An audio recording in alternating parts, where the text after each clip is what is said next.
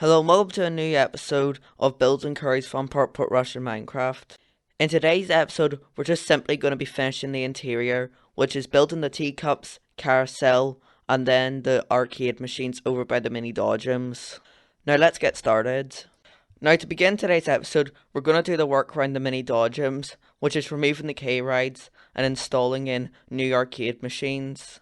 When the park opened, this area was empty. It felt kind of weird without the K-rides and arcade machines, but now finally they've added in arcade machines such as claw machines and Time Crisis 5, which brings life back into that area. Now this is what the area looked like when Curry's opened, with just the two arcade machines in the corner. Now there's lots more, which I'm adding in now, which are your typical EX1 claw machines. I've had experience with building claw machines in Minecraft in the past, with other arcades I have built, but this was super easy.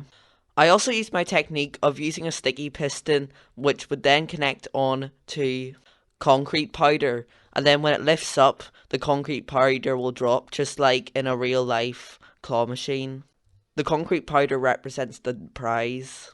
So now we're moving on to another section of the arcade, and we're now going to add in the teacups. First of all, we're just removing the slot machines as well as one of the token machines. A lot of the original arcade machines are being stored behind the carousel, in the workshop, or behind the Sizzler, because I saw like a pirate hook game behind the Sizzler.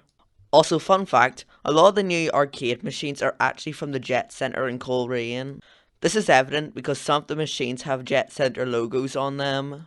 The Curry's arcade, in my opinion, is the only decent arcade in Portrush, because it's the only one that mainly has typical arcade machines. The rest only have a few typical arcade machines, and the rest are just full of slot machines. It's also the only arcade in Portrush which has lots of 2p machines. The other ones only have one or something, but this one has all your retro arcade machines. So we finished the teacups, and now we're moving on to the carousel. I'm not feeling like building a new carousel, so instead what I'm going to do is I'm going to modify it. Despite the fact that the carousel that's currently there is not the one that was there during the Barry's era, it looks very similar to it. So I just decided to keep it and recolor it and add more lights. So now I'm just changing the colours of the horses to white to yellow and white. A lot of people were complaining about the fact that it was golden and not the traditional white, but I actually kind of like the golden. Reminds me a lot of Cullen's Carousel, especially if the name's on it. But in my opinion, I prefer the Cullen's Carousel. So now I'm just adding in the lighting on the top. So to finish off, I'm just building the other side of the carousel. First by removing the benches and K-rides that are around there. Oh yeah, forgot to mention, I also added in the arcade machines behind the carousel. I've also modified the middle of the ride. So now I'm just adding in the wee pay box. Apparently Colin Quinn's grandson works here, but I haven't really seen him around.